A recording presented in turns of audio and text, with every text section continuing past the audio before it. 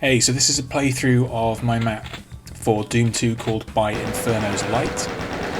This is a contribution to the Doomworld Maximum Project 2021, which is a community project which is being run by Obsidian on the Doomworld forums at doomworld.com.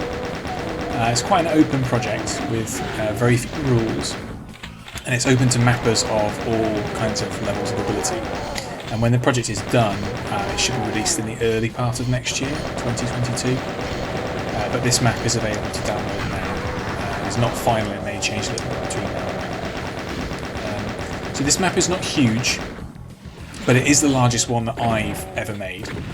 It uses the texture set from UAC Ultra, which is a map set which was made by 40 Ounce and Super Jamie, and which was released back in 2010. And in a fairly recent Doomworld thread, this texture set was described as an example of an underused, high-quality resource. Which I really agree with, so I decided to make use of it for this map, especially as I'm a fan of the UAC Ultra map set itself, and it's one I really recommend.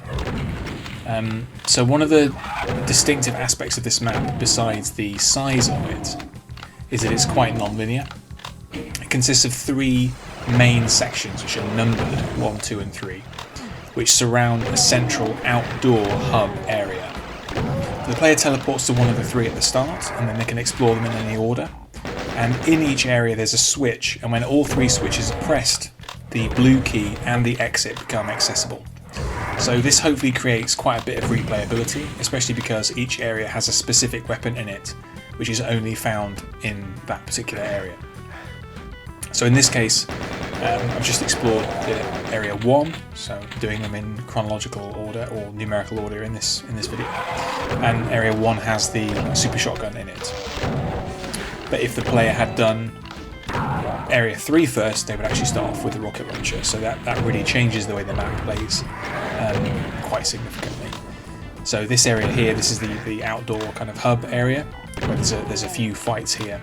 But the kind of zones, the numbered zones 1, 2 and 3 are all indoors. So this outdoor area uses these really distinctive like dark red rocks, which are one of the really distinctive elements of the UAC Ultra texture set, which is generally very, very dark and very industrial. UAC Ultra is a very dark and industrial map set.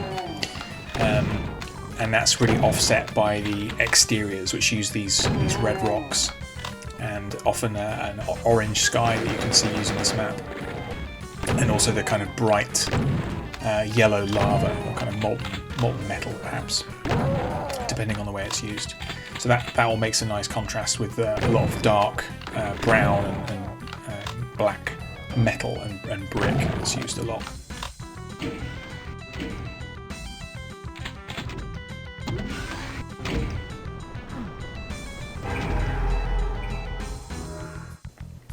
So this area here, this is area 2. This is where the player can get the plasma gun, and then this area is a little bit different to the others because a lot of the combat takes place in the main area, so after the switch is pressed, rather than in the indoor section itself. So that makes it a little bit different.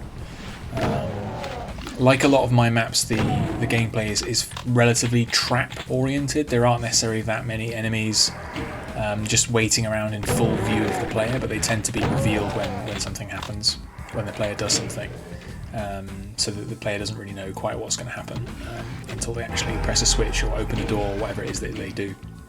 So yeah, this area up here, you only see it briefly in this video, but this is a kind of a nice balcony that looks out from the number 2 zone into the main hub, which I think works quite well. And then having hit that second switch, a bunch of enemies are revealed here. So I'm playing this on HMP.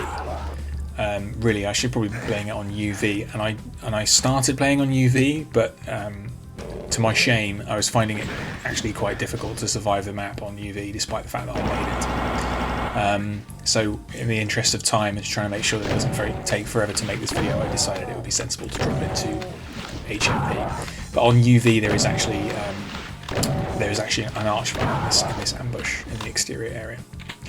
So this door leads through to area 3. So at this point I've got the super shotgun and the plasma gun. And Area 3 has the rocket launcher in it. So the idea is that, as I said before, each of the 3 areas contains a switch, and those switches basically open up part of the access to where the blue key is found, and the blue key is needed to open the exit. So by the time the player has hit all 3 of those switches and explored all 3 of those interior areas, they will also have 3 kind of sort of big hitter weapons, really: the SSG, the plasma gun, and the rocket launcher. And one of the interesting things about trying to design a map that uses this kind of non-linearity is that each one of the numbered areas can actually be accessed from 2 different directions. So that means that there are line deaths, there are traps that can be triggered from 2 different directions.